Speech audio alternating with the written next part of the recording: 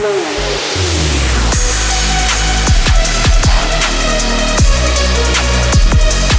war in Ukraine shows no signs of coming to a halt. Neither side shows any desire to compromise.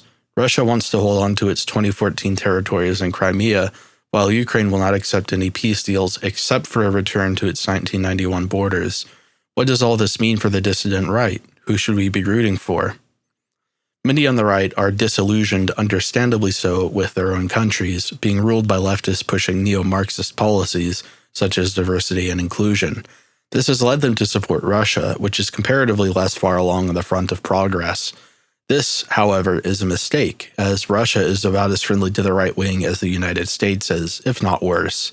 In Russia, there is a nationalist controversy over the government's desire to integrate Chechens into the Russian state. Russia has essentially a multicultural empire, and Russian nationalists reject it in favor of a white Russia. This poses a problem for the government, which regularly persecutes nationalist forces under extremism laws. The only far-right movement in Russia that escapes this persecution is Dugin's Eurasianism, which we could only call far-right if we were willing to do some really serious mental gymnastics. It is essentially pluralist and imperialist in nature. It is not a nationalist movement.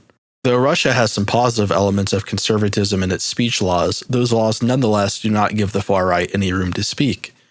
Russia has laws in the books against Holocaust denial, like even the most progressive European states. All of this takes place in the context of a Russia unwilling to let go of its communist past. Marxist sympathies are mixed indiscriminately with the national feeling, and the Great Patriotic War, as they call it, is as much a part of their mythology as it is in the West. No, Russia is not Zased. It is a mistake to see in Russia anything other than a modern democratic oligarchy, obsessed with realpolitik and working as hard as it can to combat the specter of racism. Russia is not a right-wing state at all. Part of the right-wing support for Russia within the West is fundamentally driven by the ignorance posed by the language barrier. Edward Slavsquat shows that, contrary to how the right feels in America or Europe, Russia has been going along with the globalist technocratic agenda with no signs of resistance. Just recently, Russia has been making moves to implement the digital ID system as well as central bank digital currencies, which will make all dissent impossible by way of forcing dependence upon the state for all transactions. On the matter of the virus, Russia has implemented more or less the same measures as America has under Fauci. Russian alternative media is just as vociferous on this question as American alt media. I feel great sympathy with Ukrainian nationalists. They are stuck between two global imperialist powers with much the same destructive policies, fighting for the right to exist as a sovereign state. Ukrainians want a free and independent Ukraine, and the nationalists want it to be free from globalist power structures such as NATO or BRICS. They have no consistent choice to make on either end. Either they accept NATO's diversity and inclusion, which will drown the country in diverse migrants, or they will have to accept living as a Russian protectorate, and Russia has never been kind to Ukraine.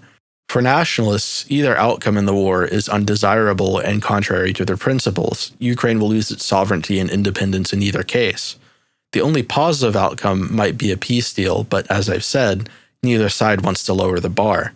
Ukraine's proposition to retain its 1991 borders is unrealistic, and Russia is too well entrenched in Donbass and its other territories. Russia's terms are more realistic. They want to keep their 2014 territories. It really then all falls upon Ukraine to accept those terms. If they do not, then either they will attach themselves to NATO or they will fail, and Russia will enact complete regime change, disrupting Ukrainian sovereignty. If anyone is to blame for the current disaster, it is NATO and Zelensky, who refused to accept Russia's reasonable terms. Crimea has been historically Russian, and people there mostly speak the Russian language. Ceding it is, to say the least, reasonable. It's only the stubbornness of Zelensky's regime that prevents the war from ending. What then should we think of the members of the dissident right who wish for a total Ukrainian victory? They are totally on board with NATO and the Atlanticist project of progressivism, at least in practice. They are hypocrites. They act practically for Ukraine to not be independent, to give its sovereignty up to the world, and to have the Ukrainian people deracinated and replaced. What they actually want is an independent Ukraine, but their actions do not line up with that. The real enemy should be the corrupt ruler Zelensky and his unrealistic peace deal. But what about Azov? Isn't Azov a nationalist force? Could they oppose both NATO and Russia? No, Azov as a nationalist force has been completely debased. Just recently, Azov visited Israel, and its leaders have denounced the far-right views that the organization had in the past. According to UAView, most of the far-right members left the organization in 2014, and it is also staffed by Jewish fighters, which is a rebuke against the claim that they are far-right nationalists. Among the first Azov soldiers, for example, was a group of Automaidan activists, including several ethnic Jews and at least one Israeli citizen. By the end of 2014, most far-right fighters left the regiment. The rest of the right-wing radicals who openly articulated their views were deliberately cleansed by the new regiment command in 2017.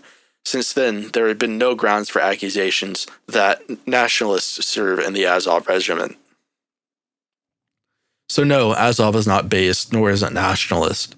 Most of the shocking media that came out about Azov does not characterize the battalion as a whole, only a particular section of it, which has now been cleansed by the state apparatus.